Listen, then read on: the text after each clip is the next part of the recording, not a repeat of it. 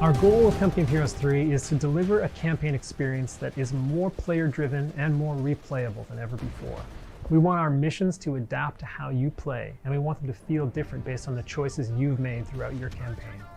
There is a lot of variety in what you're doing in each mission and what you're being tasked to do. So in some missions, you may simply need to force enemies out of an entrenched location in a defensive position. In others, you may be recovering valuable wrecked vehicles. You may be trying to raid and destroy enemy resources, destroy their munitions caches or fuel reserves. When a player starts a mission, we don't necessarily know what faction they're going to be, what company they've chosen, how much they've upgraded that company, and what units they've unlocked within it. So when we build the missions, we can't make any assumptions like that.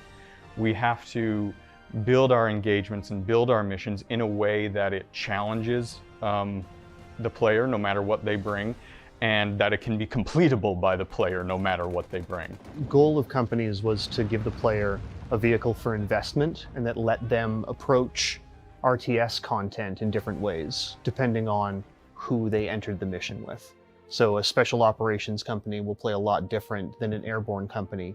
And then within the scope of what an airborne company is, depending on how the player chose to invest in that company and what skills and abilities they had unlocked, they could approach the problems of gameplay very differently. One of the major objectives we had with Code 3 AI is to make it more organic and emergent than previously done in Code 2. We set about creating a bunch of tools that give AI guidance to complete objectives and less scripted tools to directly instruct the AI to do certain objectives. We'll say a zone is labeled a defend zone or a hold zone, and the AI understands to bring units into those zones and then complete the objective.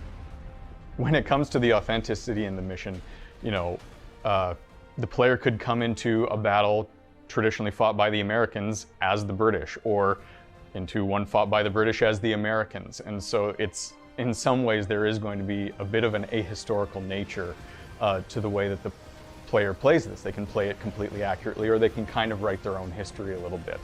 Each company will have something to offer in support to other companies who are actually going into a mission, whether it be the airborne are nearby, so you get access to airstrikes, or there's an armored company nearby and you can deploy some of their tanks to assist in a mission, or they're providing a passive benefit economically in some way.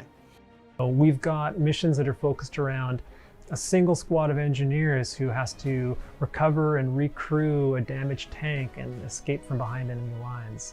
We've got small missions focused around trying to assassinate a high-level officer and escape unscathed. So we want to tell these small stories, these small kind of human stories, in between these larger historical stories of massive battles taking place in iconic battlefields.